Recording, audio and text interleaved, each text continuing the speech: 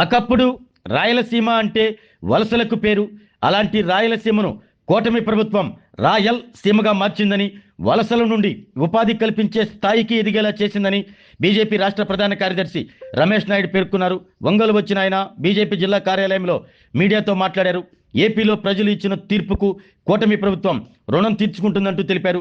రాయలసీమలోని అన్ని జిల్లాల్లో ఈ 2 ఏళ్ల వ్యవధిలో 250 పరిశ్రమలు వివిధ స్థాయిల్లో ఉన్న విషయాన్ని ఆయన గుర్తు చేశారు. రాష్ట్రంలోని పరిశ్రమల ఉత్పత్తులు ప్రపంచం మొత్తం వెళుతున్న విషయాన్ని గుర్తు చేశారు. సింధూర్ ఆపరేషన్లో కర్నూలులో తయారు చేసిన డ్రోన్లు ఉపయోగించారు అంటే మనమంతా గర్వపడాల్సిన విషయం అన్నారు. పరిశ్రమలకు పుట్టినిల్లైన మద్రాస్ సైతం ఇప్పుడు ఆంధ్రప్రదేశ్ను చూసి నేర్చుకునే స్థితిలో ఉందన్నారు.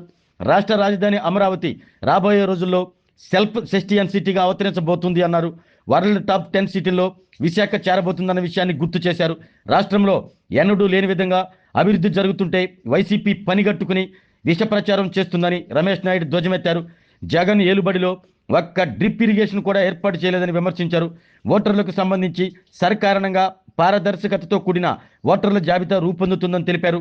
ప్రజా విశ్వాసాన్ని కోల్పోయిన వైసీపీ ఉనికి కోసం పాకులాడుతుందని రమేష్ నాయుడు ధ్వజమెత్తారు.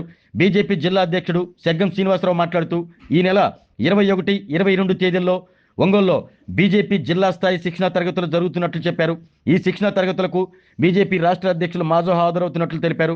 ఈ మీడియా సమావేశంలో బీజేపీ నాయకులు కళ్యాణ్ చక్రవర్తి, శివారెడ్డి, జిల్లెలమూడి రమాదేవి, జిల్లా ప్రధాన కార్యదర్శి అమరసింహం తదితరులు పాల్గొన్నారు.